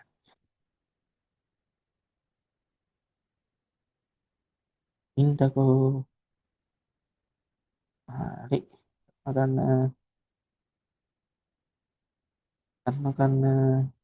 right. එහෙනම් දෙවෙනි මේ නිව්ටන්ගේ නියමයත් හරි. තුන්වෙනි නියමය. තුන්වෙනි නියමයෙන් කියනවා සෑම ක්‍රියාවකටම විශාලත්වයෙන් සමාන වූද දිශාවෙන් ප්‍රතිවිරුද්ධ වූද ප්‍රතික්‍රියාවක් ඇත. බුදුදහමෙත් කියනවනේ මේක නේද? මෙන්න මෙහෙමයි. සෑම ක්‍රියාවකටම කර්මයක් ඇත කියලා. දැන් අපි විද්‍යාවට යමුකෝ. දැන් කියන්නේ සෑම ක්‍රියාවකටම දිශාවෙන් ප්‍රතිවිරුද්ධ වූද විශාලත්වයෙන් සමාන වූද ප්‍රතික්‍රියාවක් ඇත. හිතන්න කවුරු හරි කෙනෙක් ඔරුවක් පදිනවා. මෙන්න ඔරුව ඇතුලේ ඉඳලා මේ මිනිස්සයා හබල් ගන්නවා. ඔන්න හබල් ගගා යනවා මේ ගගේ. නේ? හබල් ගගා යනවා. දැන් වැඩේ තියෙන්නේ මොකද්ද? මේකෙදි යන්නේ කොහොමද මෙයා? මෙයා කරන ක්‍රියාව තමයි ඔරුවෙන් අර වතුර මත පිටිපස්සට බලයක් ඇති කරනවා. නේ? ඔන්න නිව්ටන් කියන විදිහට ක්‍රියාව. මේක තමයි ක්‍රියාව. අර හබලෙන් ජලය මත බලයක් ඇති කරනවා. ජලයත් නිකන් ඉන්නේ උඹ මට බලයක් ඇති කරනවා නම් මාත් උඹට බලයක් ඇති කරනවා කියලා. ක්‍රියාවට ප්‍රතික්‍රියාව ඒ දිශාවට ප්‍රතිවිරුද්ධව කියන්නේ මේ පැත්තට ක්‍රියාත්මක වෙනවා. හිතන්න හබලෙන් නිව්ටන් 10ක් දෙනවා නම් ජලයෙන් ඔරුව මත නිව්ටන් කීයක් දෙනවද? 10ක්. හැබැයි ඒ දිශාවටද? නෑ ප්‍රතිවිරුද්ධ දිශාවට. ඒකයි එයා ඉස්සරහට යන්නේ. දැන් අහස් කූරක් කියලා හිතන්න. මේ තියෙන්නේ අහස් කූරේ. අහස් කූරේ උඩ යන්නේ කොහමද? අර පල්ලෙහාට අර ගින්දර පහළට ඉදලා පෙරපලා. එතකොට මේ ගින්දර වලින් මේ වායු ගෝලය මත පහළට බලයක් ඇති කරනවා. එතකොට වායු ගෝලය විසින් මේ අහස් කූර මත ඉහළට බලයක් ඇති කරලා එහා ඉහළ යනවා. ඕකයි ඔය නිව්ටන්ගේ තුන්වෙනි නියමයෙන් කියන්නේ. හරි. දැන් අපෙන් අහන්නේ මේකේ හිටියට මේ දැන් අර ආසන පටිපලන දින එකේ ඊවෙනි නියමයටද අයිති වෙන්නේ කියලා අහනවා. දෙවෙනි නියමයටද? නෑ දෙවෙනි නියමයේ කිව්වේ තොරණ එකන්නේ. තුන්වෙනි නියමයේද? නෑ ඒක ගැලපෙන්නේ නැහැ. එතන ක්‍රියාවකුයි ප්‍රතික්‍රියාවකුයි පිළිදෙක්කලත් නැහැ. ඊවෙනි නියමයද? පළවෙනි නියමය. මොකද පළවෙනි නියමයෙන් කියන්නේ? ඇයි නිශ්චල බාහිර අසමතුලිත බලයක් නැත්නම් නිශ්චල වස්තුවක් නිශ්චල වෙනවා. ඒකාකාර ප්‍රවේගයෙන් යනවා. ඒකාකාර ප්‍රවේගයෙන් යනවා. දැන් මෙතන උනේ මොකද්ද? අර මගියා වේගෙන් කියන්නේ වාහනේ වේගෙන් යද්දි එකපාරටම බ්‍රේක් ගහද්දි මගියා ඉස්සරහට විසෙනවනේ. ඒ කියන්නේ ඒකාකාර ප්‍රවේගයෙන් යනවා. ඔය බ්‍රේක් ගහනවා කියන්නේ මොකද්ද? මන්දර යන්නේ. ඒ කියන්නේ බාහිර බලයක් යොදනවා. බාහිර බලයක් යොදද්දි අර ප්‍රවේගය නවත්ත ගන්න කොහේ හරි ගිහිල්ලා වදිනවා. වදින්නේ කොහෙද? V ස්ක්‍රීන් එකේ. කියන්නේ මේ මිනිහා මතත් මොකක් ක්‍රියාත්මක වෙන්න ඕනද? බාහිර අසමතුලිත බලයක් ක්‍රියාත්මක වෙන්න ඕනේ. නැත්නම් මිනිහා නවතින්නේ නැහැ. කාර් එක බ්‍රේක් ගහලා නවත්තගත්තට මිනිහා බ්‍රේක් ගහන්නේ නැහැ නේ කොහෙවත්. මිනිහත් කොහේ හරි තියෙන මගියත් කොහේ හරි තියෙන දෙයක වැදිලා හරි බ්‍රේක් එක ගහ ගන්න ඕනේ. හරි. ඒ හින්දා මේ පිළිබඳ නියමය තමයි පුතේ නිව්ටන්ගේ පළවෙනි නියමය. හරි. යමු ඊළඟට. අධිවේගී මාර්ගයක ආරම්භයේ සිට එම මාර්ගයේ අවසානය දක්වා එහි වාහනයක් ධාවනය කිරීමට නියමිත ඇති උපරිම ප්‍රවේගයත්. ඒ කියන්නේ අධිවේගී මාර්ගයේ යන්න පුළුවන් උපරිම ප්‍රවේගය. ඊනම් වාහනයේ උපරිම ප්‍රවේගයෙන් ධාවනය වූ ඒ කියන්නේ මේ ප්‍රවේගයෙන් ගියපු ඊනම් වාහනයකට දාලා විස්ථාපන කාලපස්ථාරයක්. ST පස්ථාරයක්. අධිවේගී මාර්ගයක් තියෙනවලු මේක යන්න පුළුවන් උපරිම ප්‍රවේගයෙන් ගියපු වාහනයක මෙයාලා කියලා තියෙනවා ප්‍රවේගය මේ විස්ථාපන කාලපස්ථාරය තමයි මේ දීලා තියෙන්නේ කියලා. මේ මගේ කාර් එක කියලා හිතන්න. මේකේ යන්න පුළුවන් උපරිම ප්‍රවේගයෙන් ගිහිල්ලා තියෙන්නේ. අධිවේගී මාර්ගයේ දිග කීයද කියලා අහනවා. දැන් දීලා තියෙන දත්තය පේන්න ඕනේ. ඕනෑම ඇස් පේන පුද්ගලයෙක්ට පේන්න ඕනේ. විස්ථාපන කාලපස්ථාරය විතරයි අපිට දීලා තියෙන දත්තය. එහෙනම් දැන් පාර මෙන්න. කො පාර මේ තියෙන්නේ අධිවේගී මාර්ගයේ. මේ තමයි ඒ කාර් එක. ඔන්න ඒ කාර් එක. යන්න පුළුවන් උපරිම ප්‍රවේගයෙන් යන්නේ. V කියලා දාමුකෝ. යන්න පුළුවන් අවසාන කොටස තමයි මේ දීලා තියෙන්නේ. මෙච්චරයි කියලා. හරි. දැන් මේ දුර කොච්චරද කියලා අහන්නේ. මේ ගානෙම කියනවා මේ ප්‍රශ්නෙම තියෙනවා අධිවේගී මාර්ගයක අධිවේගී මාර්ගයේ තිර සරල රේඛය අධිවේගී මාර්ගයේ දිග කොච්චරද කියලා අහනවා. මෙයා මේ ගිහිල්ලා තියෙන මෙන්න මේ දුරක්. ඒ කියන්නේ මේ කාලේ තප්පර 1000කදී විස්ථාපනය කොච්චරක් ගිහිල්ලාද? 27000ක් මීටර. ඒ කියන්නේ කිලෝමීටර නම් කීයද? කිලෝමීටර 27යි. ඕකනේ ඔය අහන්නේ. ඉතින් මේ තප්පර 1000ක් ඇතුළත ගිහිල්ලා තියෙන දුර. මොකද වෙන කොහෙවත් මෙහෙ නෑ මේකේ දත්තයක් නෑ. මේ අධිවේගී මාර්ගයක ආරම්භයේ සිට එම මාර්ගයේ ආරම්භයේ ඉඳලා අවසානය දක්වා මොකද්ද දීලා තියෙනවා කියන්නේ කො අවසානයේ දක්වා එම වාහනේ ධාවනය කිරීම උපරිම ප්‍රවේගයෙන් ධාවනය වීම එනමස්ත ස්ථාපන කාලපස්ථාරය. මේ ආරම්භයේ ඉඳලා අවසානයේ දක්වා ස්ථාපන කාලපස්ථාරය තමයි මේ දීලා තියෙන්නේ. එහෙනම් ඒකේ විස්ථාපනය කීයද? මේක සරල වේගී මාර්ගයනේ. විස්ථාපනය කියන්නේ එහෙනම් දුරම තමයි. එහෙනම් දුර කීයද? 27 කිලෝමීටර. හරි යන්නේ ඒක සුළු ප්‍රශ්නයක්. යනවා ඊළඟට. එම අධිවේගී මාර්ගයේ වාහනේ ධාවනය කිරීමට නියමිත කර ඇති උපරිම ප්‍රවේගය ගණනය කරන්න. අන්න පොයින්ට් එක. ඒ විස්ථාපන කාලපස්ථාරයක් දුන්නාම ඔය පස්ථාරයෙන් ගන්න පුළුවන් දත්තයක් තියෙනවා. දත්තේ මොකුත් නෙමෙයි එකම දත්තය අනුක්‍රමණය. මොකක්ද අනුක්‍රමණය කියලා කියන්නේ? එහෙනම් ඒක දැනගෙන ඉන්න බෑ. අනුක්‍රමණය කියලා කියන්නේ y කන්නාංක වෙනසක් x කන්නාංක වෙනසකින් බෙදන එකට. අනුක්‍රමණය කියන්නේ මම මේ කියන්නේ අනුක්‍රමණය ගන්න විදිහ. අනුක්‍රමණය කියලා කියන්නේ සාමාන්‍ය මේ x අක්ෂයත් එක්ක සාධන කෝණය කියන එක තමයි අපි සලකන්නේ. ඔයාලට ඉච්චරේ පැහිච්ච ගන්න ඕනේ නැහැ. ඔයාලා මතක තියාගන්න අනුක්‍රමණය ගන්නෙ කොහොමද? පැහිච්ච ගන්න නෙමෙයි පුතේ දැන් එක්සෑම් ළඟයිනේ. ඒ වගේ ඉතින් අර ගැඹුරට හිත මේ දේවල් දැන් කරන්න බෑ ඇත්තටම. දැන් කරන්න ඕනේ කොහොම හරි ප්‍රශ්න ටික ලියලා සයන්ස් වලට ඒකක් ගන්න එකනේ. ඒතකොට දැන් මෙතනදී ඔයාලා ඒ අදාළ කී පොයින්ට් ටික ඔළුවේ තියාගන්න. අනවශ්‍ය කරුණු ඔළුවේ තියාගන්න ඕනේ නැහැ. මොකද විෂයන් 9ක්ම තියෙනව නේද? ඊට පස්සේ සාමාන්‍ය පෙළ ඉවරලා ඔන්න ඒ ලෙවල් කරද්දී ඕවා ඔළුවට යනවා හොඳට. දැන් මේ වෙලාවේ මේ කරන විදිය මතක තියාගන්න. අනුක්‍රමණයක් නම් ගන්නේ y කණ්ඩාංග වෙනසක් x කණ්ඩාංග වෙනසකින් බෙදනවා. ඒතකොට දැන් ඔයාලට මෙතන පේන්න ඕනේ y1 y2 කියලා තිබ්බනේ. එහෙනම් ඔයාලා මේ පස්තාරේ කණ්ඩාංග දෙකක් හොයාගෙන තියෙන්න ඕනේ. මට පේන්නම කණ්ඩාංග දෙකක් තියෙනවා. මම මේ කණ්ඩාංග දෙක ලියනවා. පළවෙනි කණ්ඩාංගය තමයි පළමු කණ්ඩාංගයක් ඇදී පළමුව ලියන්නේ x දෙවෙනුව y. ඒක මම කියන්න ඕනේ නැහැ නේ පළමුව x දෙවෙනුව y. 11 ළමයි ගණිතයේ පස්තාර පාරමීම කරලා තියෙන්නේ. ඒතකොට ප්‍රශ්නයක් නැහැ. එහෙනම් මේක x 1000යි. මම මේක කරනවා.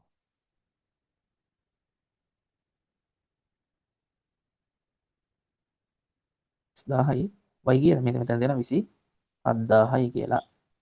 ඔන්න එක කණ්ඩාංකය ලියුවා. මෙතන කණ්ඩාංකයේ මූල ලක්ෂයේ කණ්ඩාංකය දන්නවනේ. බිඳුවේ බිඳුව. එහෙනම් මං කිව්වා ස්ථාපන කාල ප්‍රස්ථාරයක අනුක්‍රමණයෙන් එනවා ප්‍රවේගය. මොකක්ද එන්නේ අනුක්‍රමණයෙන්? ප්‍රවේගය. ඔච්චරයි දැනගන්න තියෙන්නේ. අනුක්‍රමණයෙන් එන්නේ මොකද? ප්‍රවේගය. හරි. එහෙනම් අපිට හොයාගන්න පුළුවන් මේ ප්‍රස්ථාරයේ අනුක්‍රමණය ගත්තා නම් මොකක් ගන්න පුළුවන්ද? ප්‍රවේගය ගන්න පුළුවන්. එහෙනම් කොහොමද ගන්නෙ? හරි. ගන්න විදිහ මෙන්න බලා ගන්න. මං කණ්ඩාංග දෙක හොයාගත්තා. එහෙනම් මං එකක් ගන්නම් මෙයා y1 එහෙනම් මෙයා x1 මෙතන බිඳුවේ බිඳුව කියලා එකක් තිබ්බා කණ්ඩාංගයක්. එහෙනම් මම මෙයා x2 කියලා ගන්නවා මෙයා y2 කියලා ගන්නවා. එහෙනම් මම y1 ගන්නවා 27000. ඔයාලට කැමති y1 කෙනෙක් ගන්න පුළුවන් ඈ. y2 බිඳුව x1 ගන්නවා 1000 x2 බිඳුව. ඒතර මේක බෙදපුවහම උත්තරේ එනවා බිඳුව බිඳුව කැපිලා 27යි කියලා. එහෙනම් මෙයාගේ ප්‍රවේගය කීයද? අනුක්‍රමණයෙන් ප්‍රවේගයනේ ලැබුණේ 27යි. හොයා ගන්න බැයිද? බලන්න ගෙඩි පිටින් ලකුණු දෙකක් ගන්න පුළුවන් ප්‍රශ්නයක් ඈ. හරි යමු ඊළඟ කොටසට.